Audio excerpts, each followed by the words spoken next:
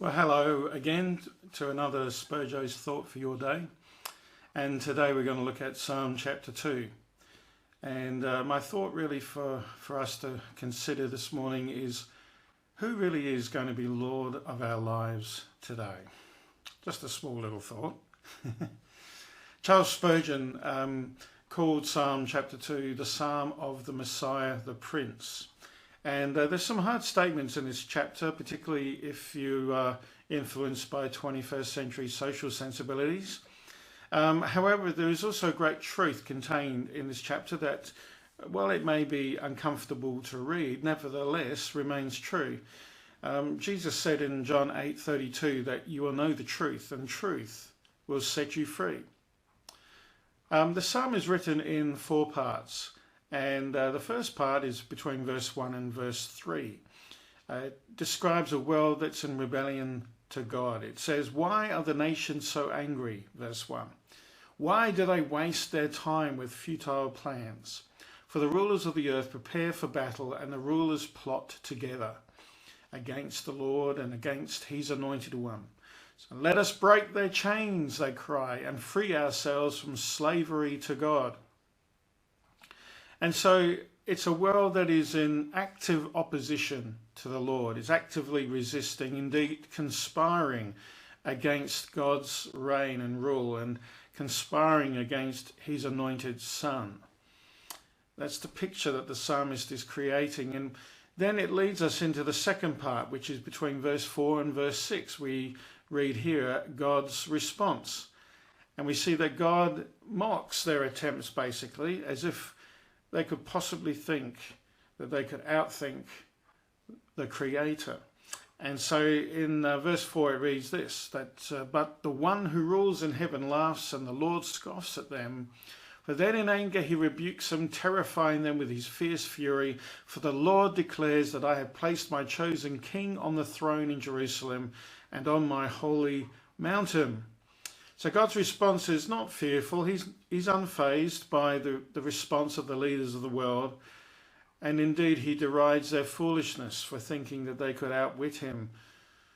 They've sought to shake off the protection of God, to shake off the authority of God in their world, and to fill their lives with their own self-importance and their own power and strength.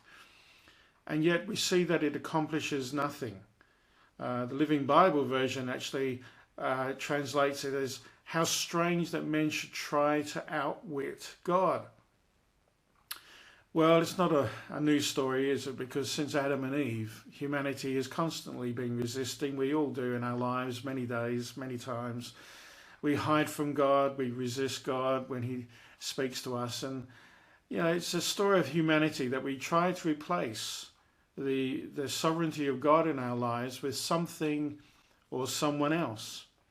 Yet Adam and Eve, they discovered that when they did that by eating the forbidden fruit, they lost everything. They lost the presence of God, they lost intimacy with God, and they lost being able to live in the Garden of Eden. And it's the same story repeated throughout history, that when we shake off the values and the teachings of the Lord, that we also shake off his protection and his blessings. Part 3 then leads us to the words regarding the anointed one, or the Son of God. In verse 7 to verse 9, it says that the king proclaims the Lord's decree. For the Lord said to me, "You are my son, and today I have become your father. Only ask, and I will give you the nations as your inheritance, for the whole earth is your possession. For you will break them with an iron rod and smash them like clay pots." So in these verses, it's describing the Lord's anointed. It's describing the Son of God as he accepts the authority and the responsibility that comes with it. And I'm reminded of Philippians chapter 2 and verse 5 to 11, where it describes the incarnation, and it talks about Jesus coming to the earth, and through obedience to the will of his Father, he is exalted eventually to become the person above every other authority, that his name is above every other name. And You know, the world may build its monuments to human achievement and knowledge, and there's nothing wrong with those things, but ultimately, the earth belongs to the Lord, and so too do we. And sometimes it takes a crisis in our lives and in our world in which we live to remind us of just how fragile and how temporary some of our priorities really are.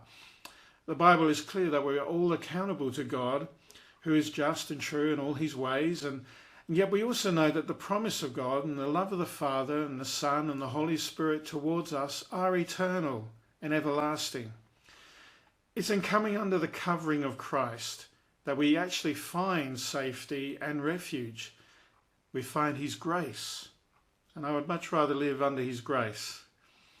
Verse 10 to verse 12 then is the final and fourth part. And it describes here an invitation that goes out to all the kings of the world and all the nations of the earth. And it says that now then, you kings, act wisely. Be warned, you rulers of the earth. Serve the Lord with reverent fear and rejoice with trembling.